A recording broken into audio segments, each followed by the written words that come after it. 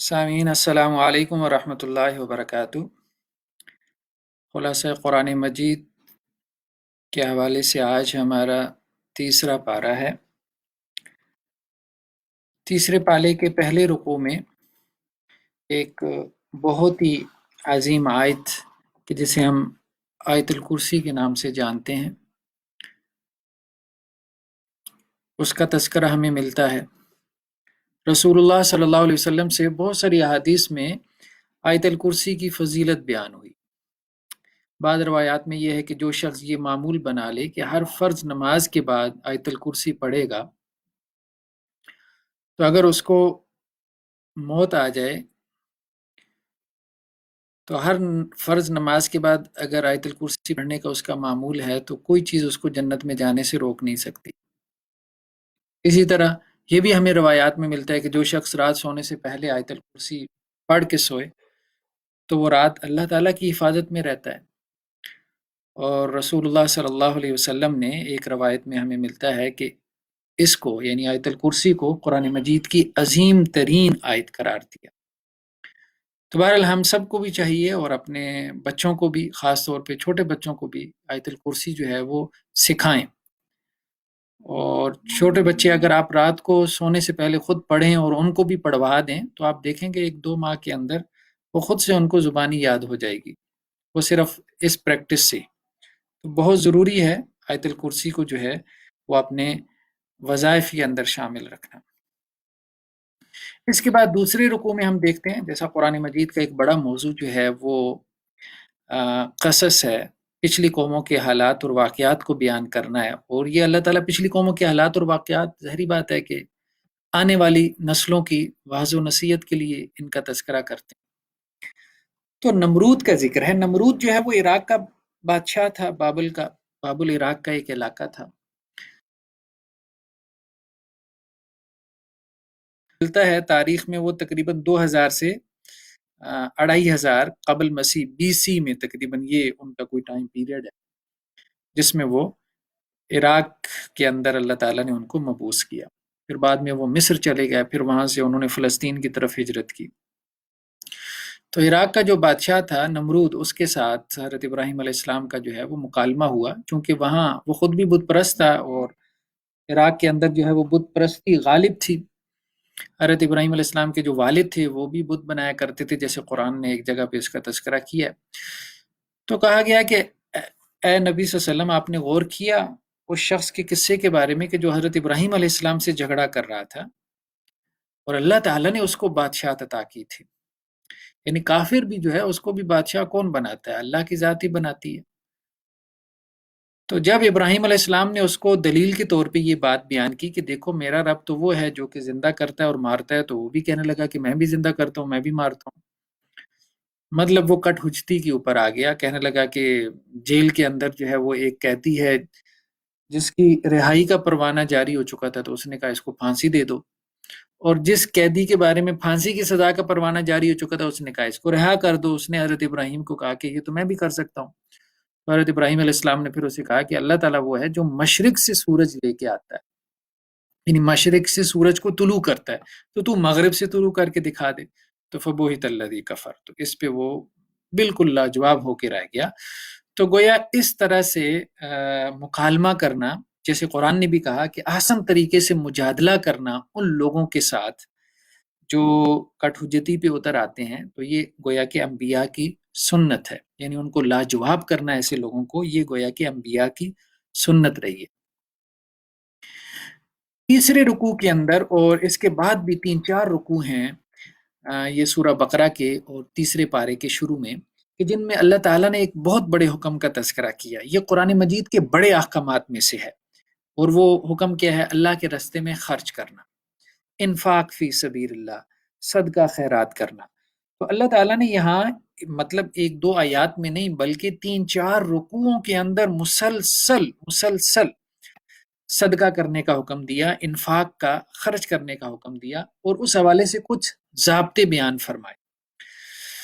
یعنی جس نے اللہ کے راستے میں خرچ کرنا ہے تو وہ ان ضابطوں کو سامنے رکھے، مد نظر رکھے، تاکہ اس کا صدقہ اللہ کے ہاں قابل قبول ہو اور اس کا صدقہ آخرت میں اجر و ثواب کا باعث بنے۔ تو قرآن مجید کا ایک بہت بڑا حکم ہے، اور بعض اوقات تو یوں محسوس ہوتا ہے جیسے ہر دوسرے صفحے پہ اللہ تعالیٰ خرچ کرنے کا حکم دے رہا ہے، اتنا بڑا حکم ہے خرچ کرنا۔ تو آگے بھی ہم دیکھیں کہ مختلف پاروں میں خرچ کرنے کی طرف بار بار توجہ دلائی گئی ہے، جس طرح سے جو ہے وہ عبادت اور نماز کی طرف توجہ دلائی گئی، اسی طرح خرچ کرنے کی طرف توجہ دلائی گئی۔ کبھی یہ کہا گیا کہ اللہ کو قرض حسنہ دے دو، کبھی یہ کہا گیا کہ اللہ کے راستے میں خرچ کرو، کبھی یہ کہا گیا کہ زکوٰۃ دو، کبھی یہ کہا گیا کہ صدقہ کرو۔ بہر پہلا ضابطہ اللہ تعالیٰ نے کیا بیان کیا صدقہ کرنے کے حوالے سے، اللہ کے راستے میں خرچ کرنے کے حوالے سے، انفاق کے حوالے سے، کہ جو بھی تم خرچ کرو گے تو اس کا اجر اللہ تعالیٰ 700 گنا بلکہ اس سے بھی زیادہ بڑھا چڑھا کے دیں گے۔ تو مثال کیا، ایک دانے کی مثال بیان کی نا، کہ جس کو جو ہے وہ کسان بو کے چلا آتا ہے اپنے کھیت کے اندر، پھر اس دانے سے بالیاں نکلتی ہیں، سٹے نکلتے ہیں، ہر سٹے کے اندر جو ہے وہ ایک دانے سے 10 سٹے نکلے یا 7 سٹے نکلے، ہر سٹے کے اندر 100 دانے۔ تو جس طرح ایک بیج سے 700 بیج پیدا ہو جاتے ہیں، 700 دانے پیدا ہو جاتے ہیں، تو اسی طرح اللہ تعالیٰ جو ہے وہ اللہ کے راستے میں جب تم 1 روپیہ خرچ کرو گے، 1 درہم دینار خرچ کرو گے، اللہ تعالیٰ اس کو 700 گنا سے ملٹیپلائی کر کے واپس کریں گے۔ بلکہ اللہ تعالیٰ نے کہا یہ بھی تمہیں سمجھانے کے لیے، اللہ تعالیٰ جس کے لیے چاہتے ہیں اس سے کئی گنا زیادہ کر سکتے ہیں۔ جیسا رسول اللہ کی ایک حدیث بھی آپ صلی اللہ علیہ وسلم نے فرمایا کہ ایک بندہ اللہ کے راستے میں اخلاص کے ساتھ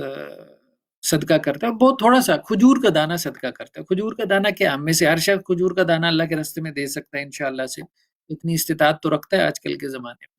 کہ کھجور کا ایک دانہ اللہ کے راستے میں دے دے کسی فقیر مسکین کو۔ تو کہا کہ اللہ تعالیٰ اس کو اپنے ہاتھوں میں لے کے کھیلتے ہیں، جیسے تم میں سے کوئی اپنے بچڑے کو پالتا ہے، اپنے بچھیرے کو پالتا ہے اور اس کو پال پوس کے بڑا کرتا ہے، اسی طرح اللہ تعالیٰ اس کے صدقے کو پالتے ہیں، پوستے ہیں، بڑا کرتے ہیں، یہاں تک کہ وہ پہاڑ کے برابر بنا دیتے ہیں۔ تو اللہ تعالیٰ جو ہے وہ صدقات کو ملٹیپلائی کرتے رہتے ہیں، اہل ایمان کے صدقات۔ یہ بہت اہم بات ہے۔ دوسری چیز جس کا تذکرہ اللہ عز و جل نے کیا ہے صدقات کے حوالے سے، وہ یہ کہ جب تم صدقہ کرو تو جس کے اوپر تم صدقہ کر رہے ہو اس پہ احسان نہ جتلاؤ، اس سے تمہارا صدقہ جو ہے وہ ضائع ہو جائے گا۔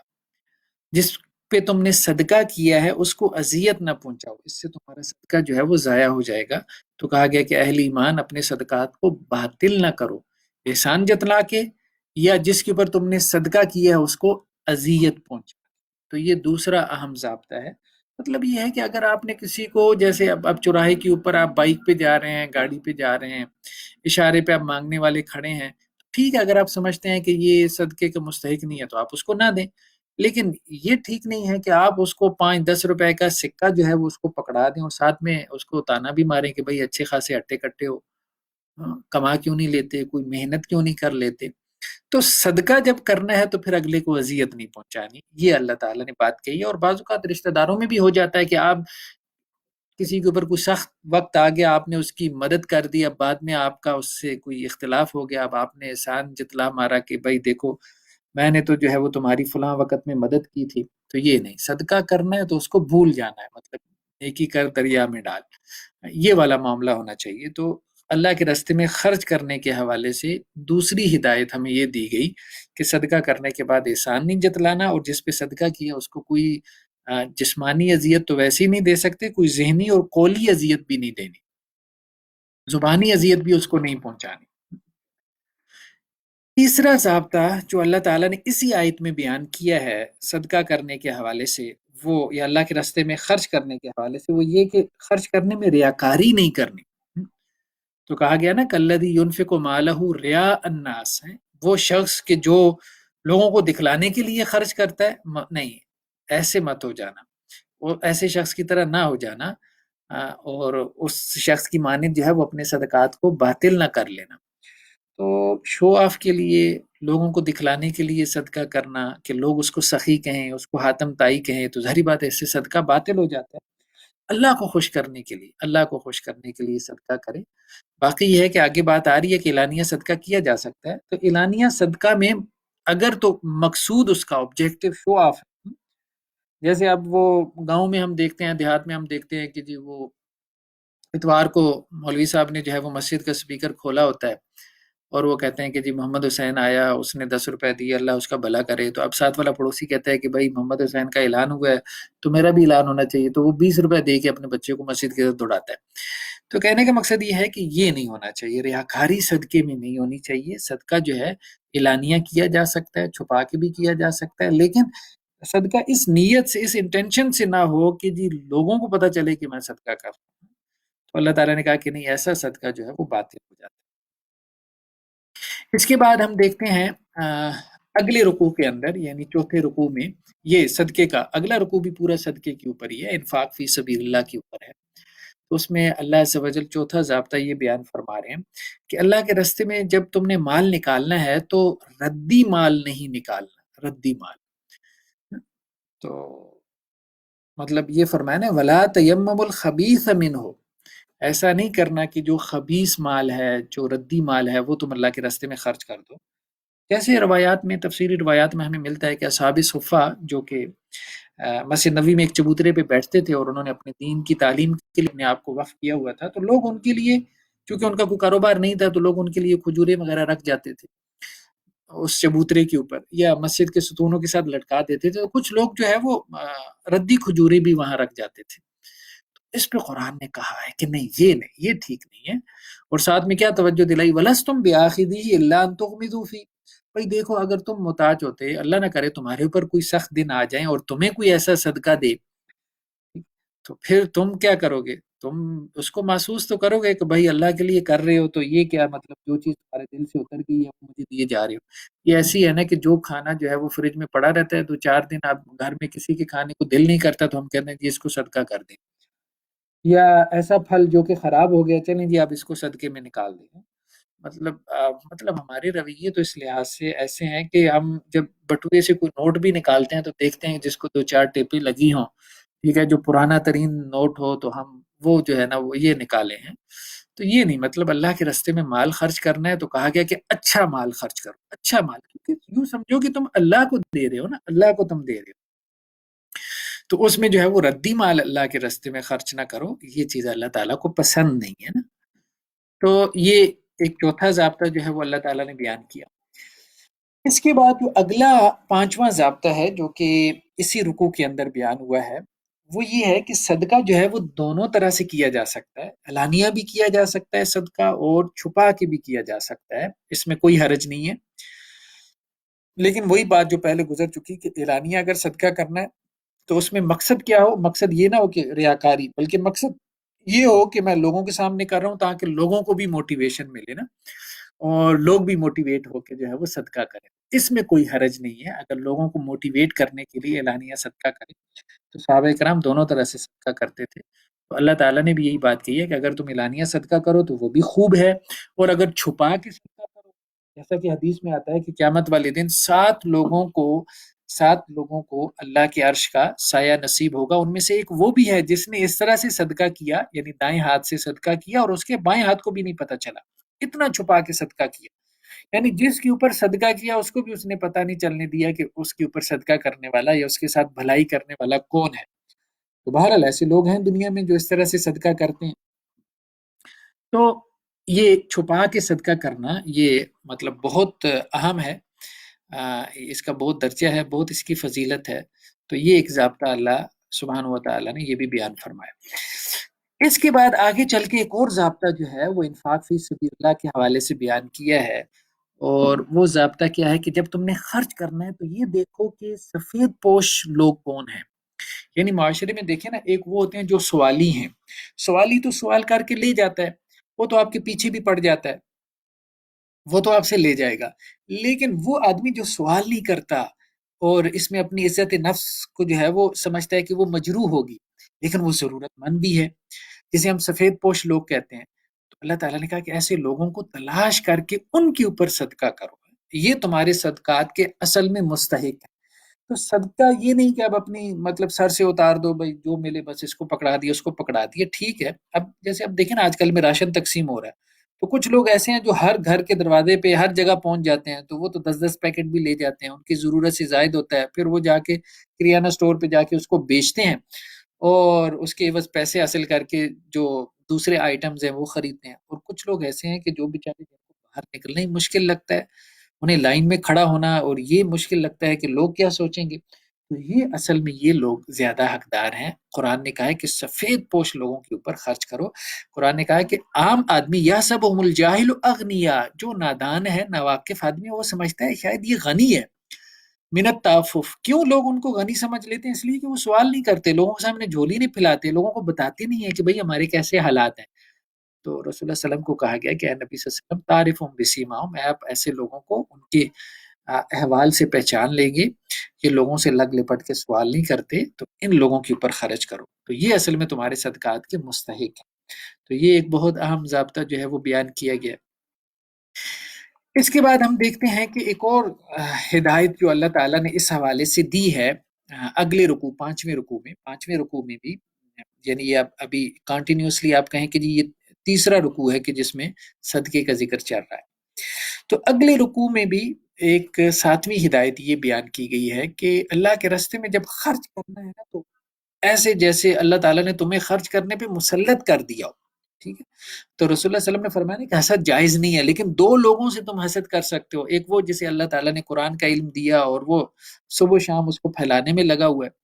اور ایک وہ جسے اللہ نے مال دیا اور وہ صبح و شام اس کو خرچ کرنے میں لگا ہوا ہے۔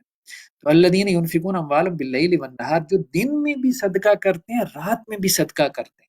یعنی بعض اوقات اس نیت سے رات کو بھی صدقہ کرنا چاہیے کہ جی قرآن مجید نے حکم دیا ہے، یا قرآن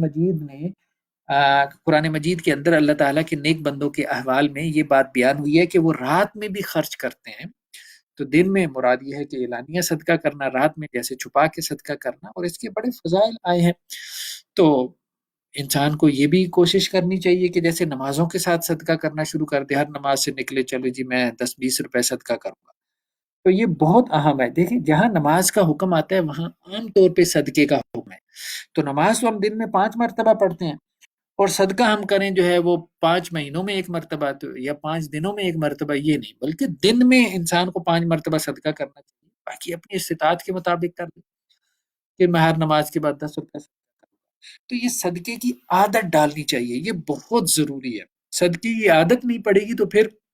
بہت دفعہ کیا ہوتا ہے کہ ایک آدمی جو آپ کے سامنے موجود ہوتا ہے وہ مجبور ہے، وہ مستحق ہے، اور آپ شرم اور ہچکچاہٹ کی وجہ سے اس کی مدد نہیں کر پاتے۔ کس لیے مدد نہیں کر پاتے؟ کیونکہ آپ کو صدقے کی عادت نہیں پڑی ہوئی۔ تو صدقے کی خود بھی اور اپنے بچوں کو عادت ڈالنا ہے۔ آپ خود صدقہ کر سکتے ہیں، گاڑی میں بیٹھے ہیں، باہر نکلے ہیں، بازار میں ہیں، آپ کا بچہ آپ کے ساتھ ہے، آپ کیا کریں؟ اپنے بچے کو 10-20 روپے پکڑائیں، اسے کہیں تم صدقہ کرو۔ بچوں کو بھی صدقہ کی عادت ڈالنی چاہیے۔ جو بچوں کو آپ پاکٹ منی دیتے ہیں اس میں سے انہیں کہے بھئی یہ صدقہ کرو اور اس کا یہ اجر و ثواب ہے۔ تو یہ مطلب صدقے کی تربیت ہمیں اپنی بھی کرنی ہے اور اسی طرح سے اپنے بچوں کو بھی کرنی ہے۔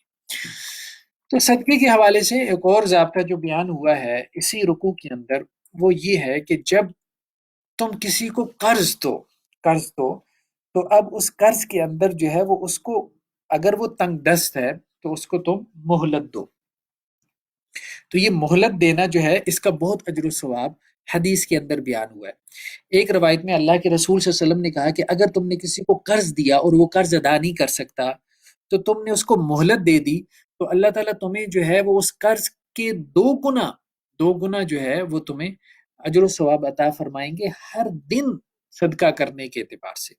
مطلب اس حدیث کو آپ یوں سمجھے آسانی کے لیے کہ اللہ کے رسول یہ کہہ رہے ہیں کہ اگر کسی شخص نے جو ہے وہ کسی کو 1000 روپیہ قرض دیا 1 مہینے کے لیے، اب وہ 1000 روپیہ واپس نہیں کر سکا، اس نے کہا کہ بھائی مجھے 1 مہینہ اور مہلت دے دو، تو اب اس نے کہا بھائی 1 مہینہ اور مہلت آپ لے لیں۔ تو اب یہ جو اس نے 1 مہینہ اور اس کو مہلت دی ہے، تو اب اس کو ہر دن کے حساب سے 1000 روپیہ صدقہ کرنے کا ثواب ملے گا، پورا مہینہ جتنی اس نے اس کو مہلت دی ہے۔ 2 مہینے مہلت دی ہے تو 2 مہینے اس کو ہر دن کے حساب سے جتنا قرض اس نے دے رکھا ہے اتنا صدقہ کرنے کا ثواب ملے گا۔ تو قرض میں مہلت دینا، خاص طور پہ تنگ دست کو مہلت دینا، یہاں پہ مراد کیا ہے؟ تنگ دست، وَإِنْ كَانَ ذُو عُسْرَةٍ ہے۔ دیکھیں نا، اب آج کل تو معاملہ یہ ہے کہ جس کو آپ قرض دیتے ہیں وہ قرض واپس بھی کر سکتا ہے، تو پھر بھی مہلت مانگ رہا ہوتا ہے، اس کو اللہ کے رسول نے اور طرح سے بیان کیا۔ اس کو اللہ کے رسول نے کہا مطل الغنی ظلم، اگر جو غنی آدمی ہے جو آپ کا قرض واپس کر سکتا ہے اس کا ٹال مٹول کرنا یہ تو ظلم ہے۔ اور یہ بھی کہا کہ اللہ کے رسول نے کہ جو مقروض مر جائے تو اس کی جنازہ نہیں پڑھائی جاتی۔ آپ صلی اللہ علیہ وسلم نے نہیں پڑھائی، تو وہ ایک علیحدہ بات ہے کہ جس نے قرض لیا ہے اس کو حکم یہی ہے کہ وہ قرض ادا کرے اور اس میں سستی نہ کرے اور اس معاملے کو ہلکا نہ لے۔ لیکن یہ ہے کہ جو قرض دے رہا ہے اس کو ہدایت یہ ہے کہ جس کو قرض دیا ہے دیکھیے کہ اگر وہ تنگ دست ہے تو اس کو مہلت دے دے، اور ساتھ میں کیا کہا، وان تصدقوا، اگر تم وہ قرض معاف ہی کر دو تو یہ بہت بہتر ہے، یعنی اس طرح سے وہ صدقہ بن جائے گا نا، وہ قرض جو ہے وہ صدقہ بن جائے گا۔ تو مہلت دینے پہ اتنا اجر ہے کہ جتنے عرصے کے لیے مہلت دی اتنے عرصے کے لیے اتنا قرض، جتنا قرض اس نے دے رکھا ہے اتنا صدقہ کرنے کا اس کو ثواب ملے گا۔ تو اگر اس کو صدقہ ہی کرتے تو اس کا کیا اجر و ثواب ملے گا؟ تو اس کی وجہ یہ ہے کہ عام صدقے میں اور قرض میں فرق بھی ہے۔ عام صدقہ تو یہ ہے نا کہ آپ اس وقت نکالتے ہیں رقم جب آپ کی ضرورت سے زائد ہوتی ہے۔ قرض کیا ہے؟ قرض کی رقم ایسی ہوتی ہے جو آپ کی ضرورت ہوتی ہے، تو آپ اس لیے اگلے کو قرض دیتے ہیں۔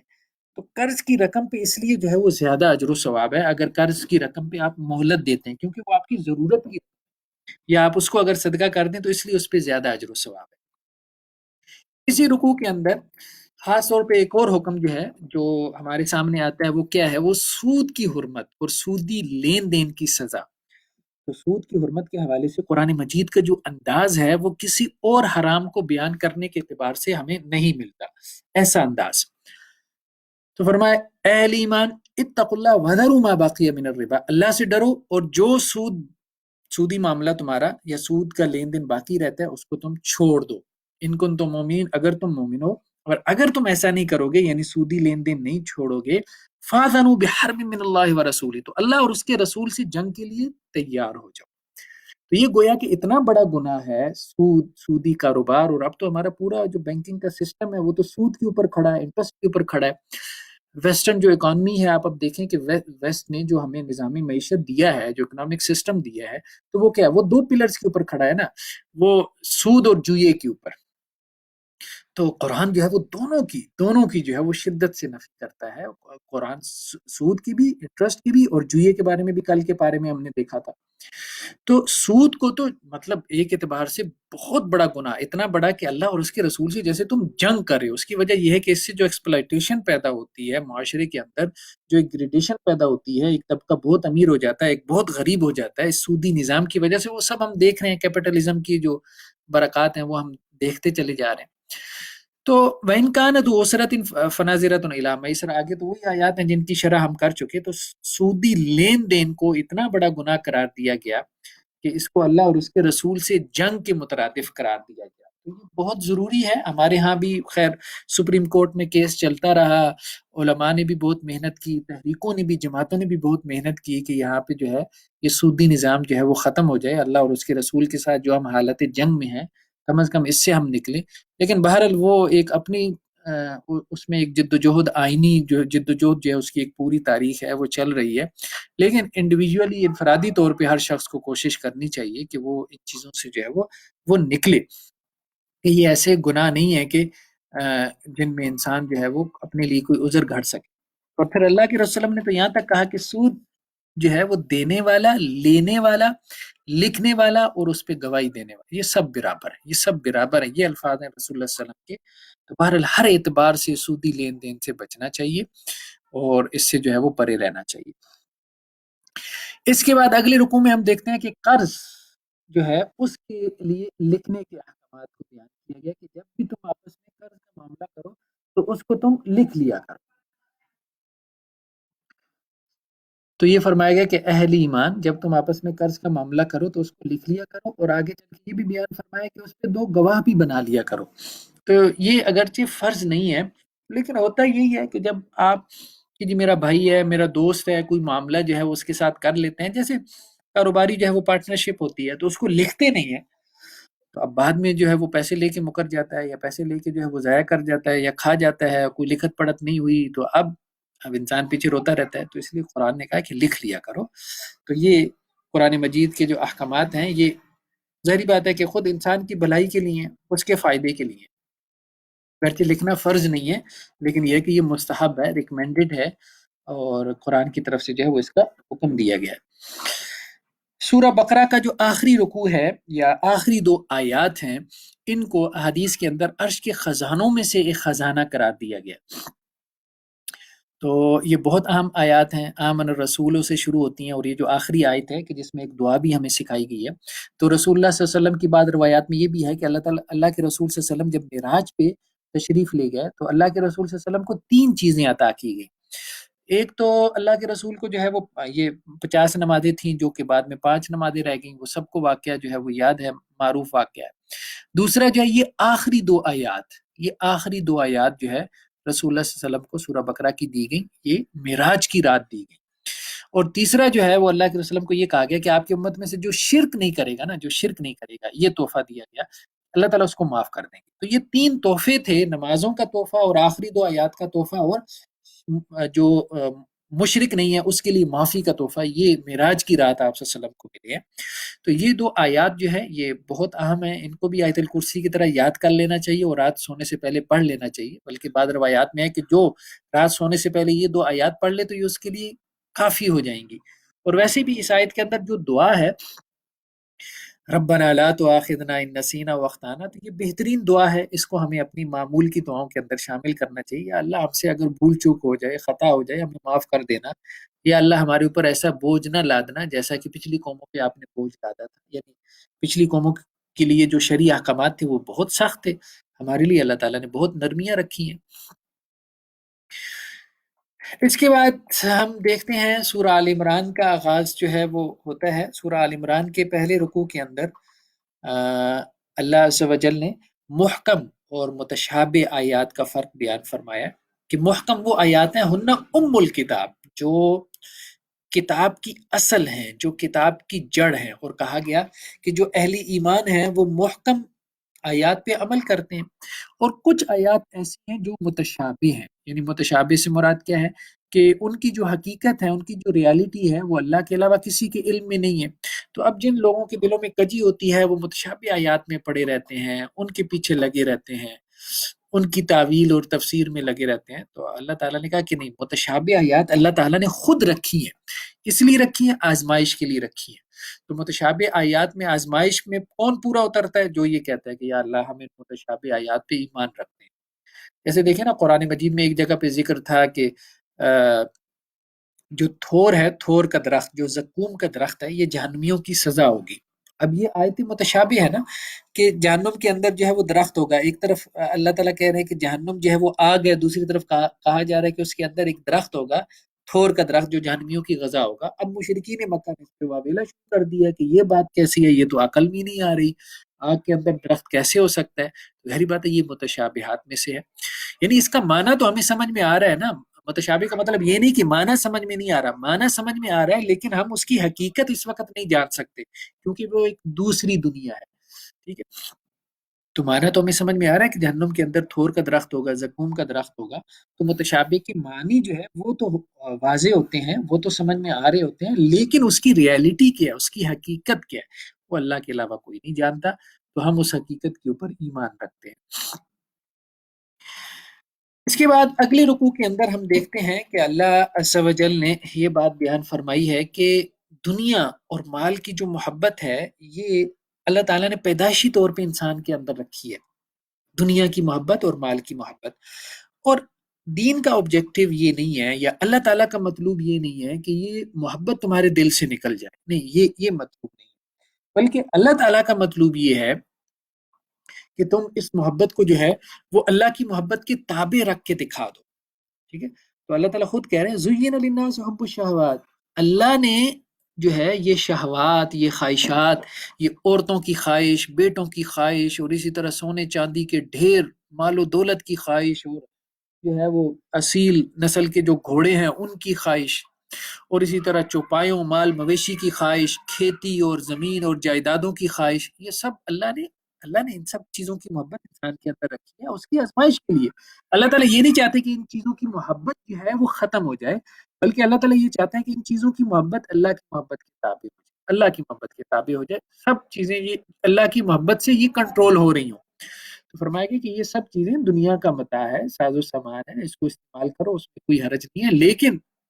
آخرت میں جو اللہ کے پاس ہے وہ بہت بہتر ہے. بس تمہاری نظر اس کے اوپر ہونی چاہیے، وہ جو آخرت میں تمہیں مال و متاع ملنے والا ہے جنت کی صورت میں. اور جنت میں اللہ تعالیٰ نے تمہارے لیے نہریں جاری کر دی ہیں، اور اس میں تمہارے لیے جو ہے وہ اللہ تعالیٰ نے جو ہے وہ پاکیزہ عورتیں جو ہے وہ اللہ تعالیٰ نے تمہارے لیے پیدا کی ہیں حوروں کی صورت میں، تو ان کا تذکرہ ہے۔ اس کے بعد اگلے رکوع کے اندر اللہ تعالیٰ نے ایک اہم حکم کی طرف اشارہ فرمایا ہے، اور وہ حکم کیا ہے کہ اہل ایمان کو یہ چاہیے کہ وہ غیر مسلموں کو اپنا دلی دوست نہ بنائے۔ دیکھیے، غیر مسلموں کے ساتھ کاروبار کرنے میں، پارٹنرشپ میں کوئی حرج نہیں ہے، غیر مسلموں کے ساتھ جو ہے وہ جو کاروباری تعلق ہے وہ رکھنے میں کوئی حرج نہیں ہے، ٹھیک، لیکن یہ ہے کہ غیر مسلموں کو تم دلی دوست نہیں بنا سکتے، دلی دوست نہیں بنا سکتے۔ تو اللہ تعالیٰ نے کہا کہ اہل ایمان کو چاہیے کہ وہ کافروں کو اپنا دلی دوست نہ بنائے۔ ہاں، اگر کافروں سے تمہیں جو ہے وہ کوئی اندیشہ ہے کہ وہ تمہیں کوئی نقصان پہنچائیں گے، اس کی وجہ سے تم ظاہری طور پہ ان سے دوستی اگر کر لو ان کے شر سے بچنے کے لیے، تو وہ تو چلی ایک تدبیر ہے کہ تم کسی شریر کے شر سے بچنے کے لیے بظاہر اس کی طرف دوستی کا ہاتھ بڑھا دو، لیکن یہ ہے کہ تمہاری ان کے ساتھ کوئی دلی دوستی نہیں ہونی چاہیے کافروں کے ساتھ۔ اہل ایمان کو چاہیے کہ وہ اہل ایمان کو ہی اپنا دلی دوست بنائے۔ تو یہ بہت ضروری ہے، اس کا تذکرہ جو ہے وہ ہمیں احادیث میں بھی جو ہے وہ تفصیل سے ملتا ہے۔ اس کے بعد اگلی آیات میں ہم دیکھتے ہیں کہ اللہ کے رسول صلی اللہ علیہ وسلم کی اتباع اور آپ صلی اللہ علیہ وسلم کی جو اطاعت ہے اس کی اہمیت کو واضح کیا گیا ہے، اور اللہ تعالیٰ یہ کہہ رہے ہیں کہ اے میرے بندو، اگر تم اللہ سے محبت کرتے ہو، یعنی تم دعویٰ کر رہے ہو کہ تمہیں اللہ سے محبت ہے، بہت سارے لوگ ہیں جیسے دعویٰ ان کا ہے کہ جو اللہ سے محبت کرتے ہیں، تو اگر تم اللہ سے محبت کرتے ہو اور محبت کے دعوے دار ہو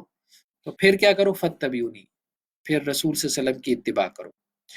رسول صلی اللہ علیہ وسلم کی اتباع کرو گے تو یحببکم اللہ، اللہ تم سے محبت کرنے لگ جائے گا، یعنی ابھی تو تم اللہ کے عاشق ہو نا، پھر تم اللہ کے محبوب بن جاؤ گے۔ تو اللہ کا محبوب بننا یہ بڑا درجہ ہے نا، ابھی تو تم اللہ کے عاشق بنے پھرتے ہو، تو پھر اللہ تم سے محبت کرنے لگ جائے گا۔ کب؟ جب تم رسول صلی اللہ علیہ وسلم کی اتباع کرو، جب تم اللہ کے رسول صلی اللہ علیہ وسلم کی سنت کی پیروی کرو گے، سنت کو اپنی زندگی میں جو ہے وہ اہمیت دو گے، تو اللہ کے رسول صلی اللہ علیہ وسلم کی اتباع سے مراد یہی ہے نا کہ رسول اللہ صلی اللہ علیہ وسلم کی سنت کی پیروی کرنا، رسول اللہ صلی اللہ علیہ وسلم کو اسوہ حسنہ بنانا، رسول اللہ صلی اللہ علیہ وسلم کو اپنا رول ماڈل بنا لینا، ٹھیک ہے۔ اور دوسری چیز کیا ہے؟ اطاعت ذرا قانونی چیز ہے، قل اطیعوا اللہ والرسول فإن تولوا فإن اللہ لا يحب الکافرین، کہ اللہ کی اطاعت کرو، اللہ کے رسول کی اطاعت کرو۔ تو دونوں اعتبار سے رسول اللہ صلی اللہ علیہ وسلم کی اتباع بھی کرنی ہے اور رسول اللہ صلی اللہ علیہ وسلم کی اطاعت بھی کرنی ہے۔ اس کے بعد اگلے رکوع کے اندر ہم یہ دیکھتے ہیں کہ جس طرح سے ہم نے دیکھا سورہ بقرہ کے اندر پہلے پارے میں ہم نے دیکھا تھا کہ بڑا حصہ جو ہے وہ یہود سے خطاب ہے، یہود سے۔ آل عمران کے اندر ہم دیکھتے ہیں کہ ایک اچھے خاصے حصے کے اندر جو ہے وہ عیسائیوں سے خطاب ہے، عیسائیوں سے خطاب ہے، کیونکہ عرب کے اندر یہ دو بڑے مذاہب تھے، یہودیت اور عیسائیت، جوڈائزم اور کرسچینٹی۔ اب یہ بھی نبوت کو ماننے والے تھے، رسالت کو ماننے والے تھے، یعنی اپنے نبیوں اور رسولوں پہ ایمان لانے والے تھے، ان کی اپنی کتابیں تھیں، تو اس لیے اسلام نے جو ہے وہ ان کو ایڈریس کیا، ان کے عقائد کو۔ تو رسول اللہ صلی اللہ علیہ وسلم کے پاس جو ہے وہ نجران سے عیسائیوں کو، ان کے جو راہب تھے، وہ ان کا ایک وفد آیا بھی تھا 70-80 کے قریب افراد کا، آپ صلی اللہ علیہ وسلم سے جو ہے وہ ڈسکشن کرنے کے لیے، آپ سے مباحثہ کرنے کے لیے، تو اس کا بھی آگے تذکرہ آ رہا ہے۔ تو قرآن مجید نے جو ہے وہ دونوں فرقوں کو دعوت دی، یہودیت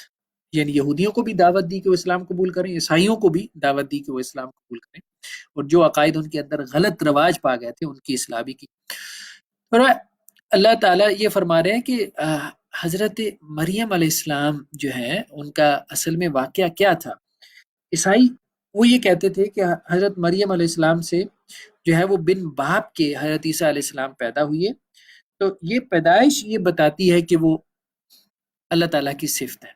اللہ تعالیٰ کی صفت کلام ہے، وہ ورڈ آف گاڈ ہے۔ وہ یہ کہتے ہیں کہ اللہ تعالیٰ کا جو کلمہ کن تھا اسی نے ہی حضرت عیسیٰ علیہ السلام کی صورت اختیار کر، تو گویا وہ اللہ تعالیٰ کی ایک صفت ہے، تو اللہ تعالیٰ کی صفت اللہ کا غیر نہیں ہے، تو اس لیے وہ اللہ کے بیٹے ہیں۔ تو اس طرح سے انہوں نے ایک فلسفی بنائی ہوئی تھی عیسائیوں نے، تو اس بات کو قرآن مجید نے آگے چل کے بھی ایڈریس کیا. یہاں تو یہ بتایا جا رہا ہے کہ ٹھیک ہے حضرت عیسیٰ علیہ السلام کی جو پیدائش ہے وہ معجزانہ پیدائش ہوئی ہے, اور قرآن مجید بھی یہ کہتا ہے کہ وہ بن باپ کے پیدا ہوئی ہیں, بغیر والد کے پیدا ہوئی ہیں, اللہ کے حکم سے پیدا ہوئی ہیں. یہ تو قرآن مجید بھی یہ بات جو ہے وہ بیان کر رہا ہے. اس کے ساتھ قرآن مجید نے یہ نہیں مطلب سٹانس لیا کہ جو عیسائی کہہ رہے ہیں وہ سب غلط ہے, بلکہ قرآن مجید نے اس کی اصلاح کی کہ بھائی یہ جو تمہارا کلیم ہے کہ حضرت عیسیٰ علیہ السلام بغیر باپ کی پیدا ہوئی ہے, تو یہ کلام بالکل درست ہے. اور وہ پورا واقعہ قرآن نے بیان کیا کہ کس طرح جبرائیل علیہ السلام جو ہے وہ ان کو حضرت مریم کی طرف بھیجا گیا, اور انہوں نے ان کو بشارت دی, اور حضرت مریم نے کہا کہ کیسے میرا بیٹا ہو سکتا ہے جبکہ مجھے کسی انسان نے چھوا نہیں ہے. لیکن حضرت جبریل نے کہا کہ نہیں, آپ کے رب کا فیصلہ ایسا ہی ہوگا, تو وہ ویسا ہی ہوا. تو قرآن نے جو ہے وہ ایک حصے کی تصدیق کر دی, عیسائیوں کے عقیدے کے ایک حصے کی تصدیق کر دی. دوسرا قرآن نے کہا کہ حضرت عیسیٰ علیہ السلام کو زندہ اوپر اٹھا لیا گیا. تو آپ اس میں عیسائی دنیا کا عقیدہ یہ ہے کہ حضرت عیسیٰ علیہ السلام کو معاذ اللہ صلیب چڑھا دیا گیا تھا. یہودیوں نے صلیب چڑھا دیا تھا. یہودی جو تھے اس وقت حکمرانی میں تو نہیں تھے, حکمرانی تو ظاہری بات ہے کیسر کی تھی, کیسر روم کی, اس کی طرف سے جو ہے وہ گورنر تھا یہاں پہ ہیروڈس شام کے علاقے میں. تو یہودیوں نے اس کو اور اس کا جو نائب تھا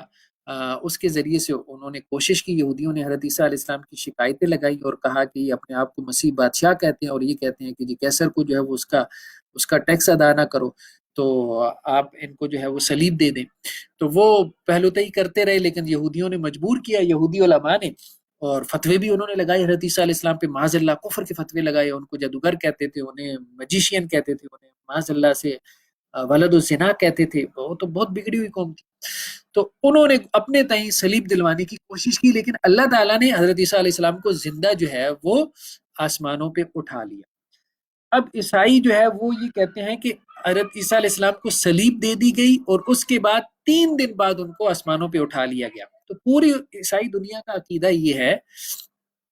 کہ حضرت عیسیٰ علیہ السلام دوبارہ دنیا میں آئیں گے. لیکن قرآن نے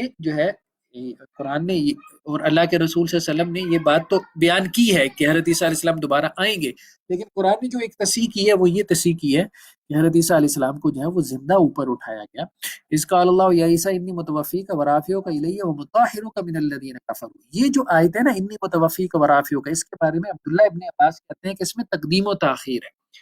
تقدیم و تاخیر کیا ہے؟ تقدیم و تاخیر کا مطلب یہ ہے کہ اللہ تعالیٰ یہ کہہ رہے ہیں کہ اے عیسیٰ ہم آپ کو اپنی طرف اوپر بلند کریں گے, اٹھائیں گے, اور پھر ہم آپ کو وفات دیں گے, اگر وفات سے مراد وفات لی جائے. دوسرا یہ کہ اہل علم کہتے ہیں کہ توفی کا مطلب جو ہے وہ صرف یہ نہیں ہوتا کہ جی آپ روح جو ہے وہ جسم سے جدا ہو جائے, اس کا یہ ایک مطلب ہے. توفی کا مطلب ہوتا ہے لینا, پورا لے لینا, یہ اصل میں اس کا معنی ہے. تو اگر اللہ تعالیٰ روح اٹھا لے تو یہ بھی متوفی ہے, اور اللہ تعالیٰ جسم اور روح سمیت اٹھا لے تو یہ بھی متوفی ہے. تو یہ معنی بھی کیا گیا کہ اللہ تعالیٰ نے حضرت عیسیٰ علیہ السلام کو جو ہے وہ جسم اور بدن سمیت اوپر اٹھا لیا, اور اللہ تعالیٰ نے کہا کہ ورافعک الیہ, میں آپ کو اپنی طرف جو ہے وہ اٹھاؤں گا, بلند کروں گا, اور میں آپ کو کافروں سے جو ہے وہ پاک رکھوں گا. تو حضرت عیسیٰ علیہ السلام کا جو ہے وہ زندہ آسمانوں پہ اٹھایا جانا اور قیامت سے پہلے دوبارہ ان کا نزول جو ہے, یہ سب ہمیں متواتر درجے کی جو ہے وہ روایات کے اندر ملتا ہے, اور نہ صرف اہل اسلام بلکہ عیسائی دنیا بھی جو ہے وہ اس کے اوپر یقین رکھتی ہے, یعنی ان کے دوبارہ واپس آنے پہ. تیسری چیز جس کا قرآن مجید نے کہا اصلاح کی ہے عیسائیوں کے جو حضرت عیسیٰ علیہ السلام کے حوالے سے عقائد تھے, وہ اصلاح کیا کی ہے کہ حضرت عیسیٰ جو ہے وہ اللہ کے بیٹے نہیں ہے. قرآن مجید نے ان کی الوہیت کا انکار کیا کہ وہ اللہ کے بیٹے نہیں. اور کیا کہا قرآن نے, ان مثل عیسیٰ عند اللہ کمثل آدم, عیسیٰ کی مثال ایسے ہے جیسے آدم کی مثال ہے. تو اگر بن باپ کے پیدا ہونا یہ الہ ہونے کی وجہ بن سکتا ہے, معبود ہونے کی وجہ بن سکتا ہے, تو حضرت آدم کو تو تمہیں بڑا معبود بنانا چاہیے حضرت عیسیٰ سے بھی, کیونکہ ان کی تو نہ والد ہے نہ والدہ ہے, وہ تو بن والدین کے پیدا ہوئی ہیں, بغیر والدین کے پیدا ہوئی ہیں. اس لیے اللہ تعالیٰ نے کہا یہ کوئی دلیل نہیں ہے کہ بن باپ کی حضرت عیسیٰ پیدا ہوئی ہے تو اس لیے تم ان کی عبادت شروع کر دو. اس طرح تو حضرت آدم بھی جو ہے وہ بغیر والد کے پیدا ہوئی ہیں. قرآن مجید نے شد و مت سے جو ہے وہ اس کا انکار کیا کہ حضرت عیسیٰ معبود نہیں ہے, اللہ کے بیٹے نہیں ہیں. हाँ, वो अल्लाह ताला के बरगुजीदा रसूल हैं, पैगंबर हैं। इसके बाद अगले रुकू में हम देखते हैं कुरान मजीद में जो है वो मुकालमा बैनल मज़ाहिब उसकी एक बुनियाद को बयान कर दिया है। मुकालमा बैनल मज़ाहिब मतलब मुख्तलिफ, जिसे इंटरफेथ डायलॉग कहते हैं ना,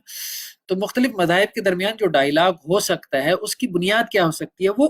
कुरान ने कहा वो तौहीद है। कहा अहली किताब आओ तालौ इला कलिमतिन सवाइन बैनना व बैनकुम, उस कलमे की तरफ आ जाओ जो हमारे और तुम्हारे दरमियान मुत्तफिक है, तुम भी मानते हो हम भी मानते हैं। वो क्या है, अल्लाह के अलावा किसी की इबादत नहीं करेंगे, अल्लाह के साथ किसी को शरीक नहीं ठहराएंगे, अल्लाह के अलावा किसी को रब नहीं बनाएंगे। यानी उनकी भी स्टेटमेंट यही है। अब वो ये कहते हैं कि जी हम तो मतलब तीन को मानते हैं, तो तीन भी असल में एक है, तीन वो फिर ज़ाहिरी बात है उसके लिए वो तावीलें करते हैं। बेसिकली तो यहूदी भी जो है वो तौहीद के कायल है।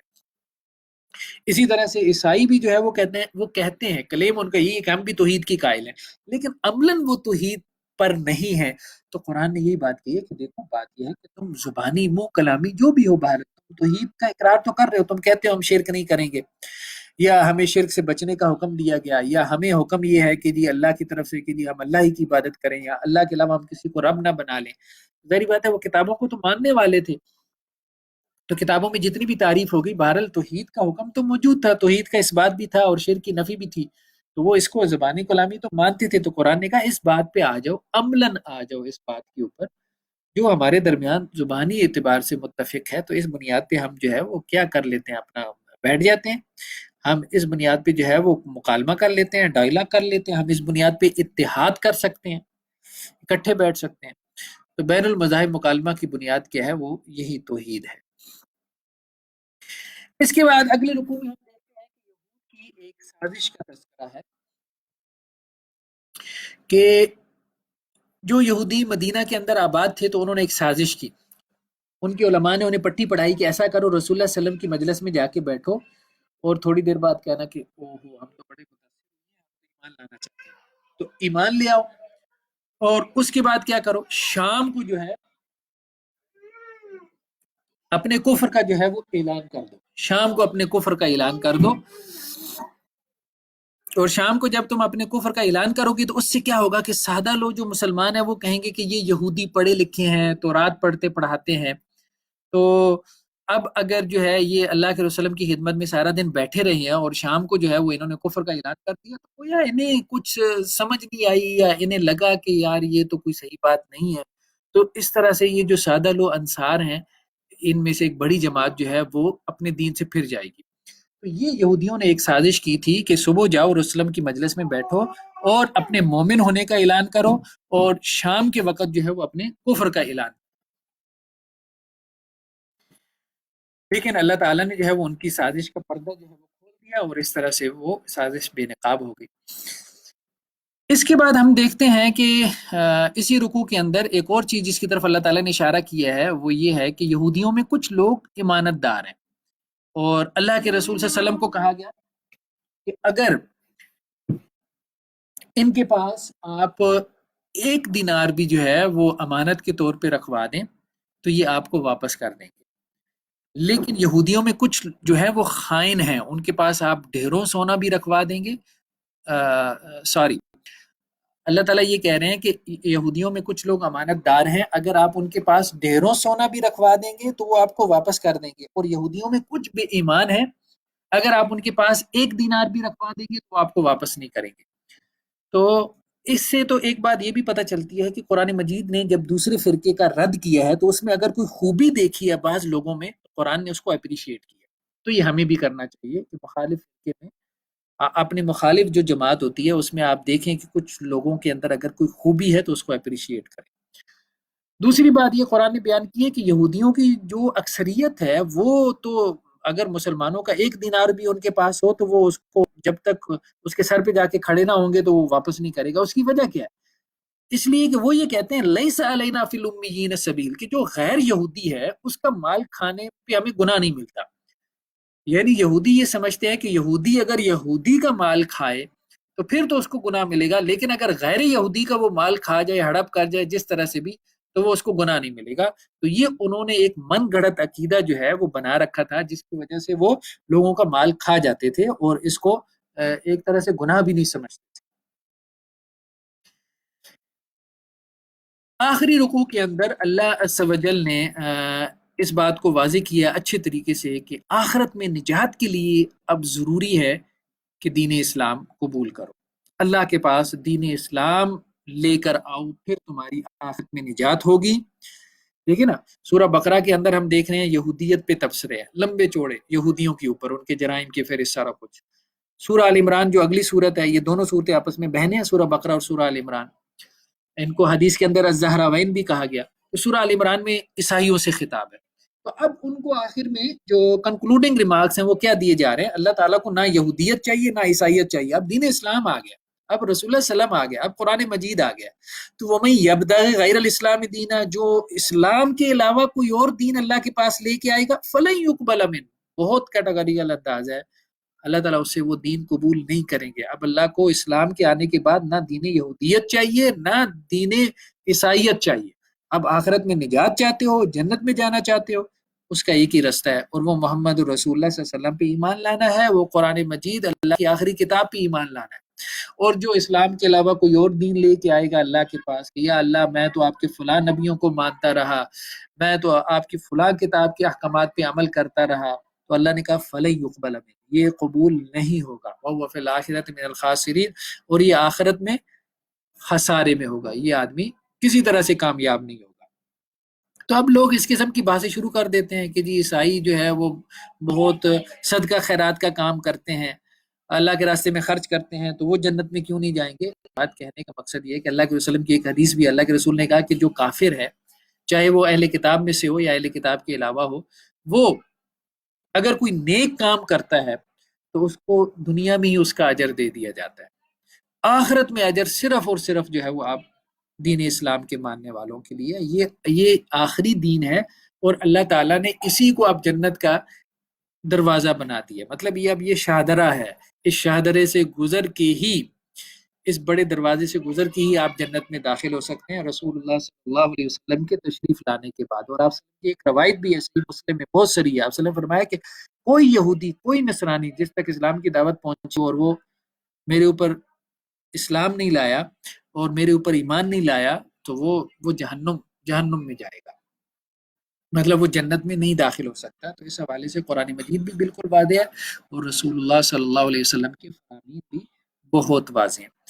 تو بس اللہ تعالیٰ سے دعا کریں، خاص طور پہ رمضان کی گھڑیوں میں کچھ دوست کہہ بھی رہے تھے کہ خاص طور پہ جو ہے وہ ہم سب کو دعا کرنی چاہیے امت مسلمہ کے لیے. جو حالات ہم دیکھ رہے ہیں کشمیر میں، جس طرح سے اہل اسلام کے حالات خراب ہیں، فلسطین میں، اسی طرح سے روہنگیا کے جو مسلمان ہیں، اور اسی طرح سے افغانستان میں ہم دیکھ رہے ہیں، تو جہاں جہاں اور فلسطین اور غزہ کے اندر مسلمانوں کے اوپر جہاں جہاں ظلم ہو رہا ہے کافروں کی طرف سے، تو اپنے ان مسلمان بھائیوں کو رمضان کی ان گھڑیوں میں یاد رکھیں، اللہ تعالیٰ سے بھی جو ہے وہ دعا کریں، اللہ تعالیٰ ان کے لیے آسانیاں پیدا فرمائے اور ظالم اور شریر لوگوں کے شر سے ان کو بچائے. اور جہاں جہاں مسلمان آپس میں لڑ رہے ہیں شیطانی وساوس میں آ کے یا دشمنوں کی سازشوں کا شکار ہو کے یا اپنی نفسانی کمزوریوں کی وجہ سے، لیبیا کے اندر، یمن میں یا اور بعض مقامات پر، تو اللہ تعالیٰ جو ہے وہ مسلمانوں کو بھی ہدایت دے کہ وہ اس جو ہے وہ خانہ جنگی سے نکلیں اور آپس میں اللہ تعالیٰ ان کو اتحاد اور اتفاق کی برکت سے نوازے. اور اللہ تعالیٰ ہم سب لوگوں کی جو بھی ہم سب لوگوں کی جو گناہ ہے اللہ تعالیٰ ان کو معاف فرمائے، اور اللہ تعالیٰ ہم سب کو جو ہے وہ اور بھی نیکی کرنے کی توفیق عطا فرمائے اور سب لوگوں کی جائز حاجات کو پورا فرمائے. صدق اللہ العظیم. انشاءاللہ سے کل پھر ملتے ہیں چوتھے پارے کے ساتھ. السلام علیکم ورحمۃ اللہ وبرکاتہ.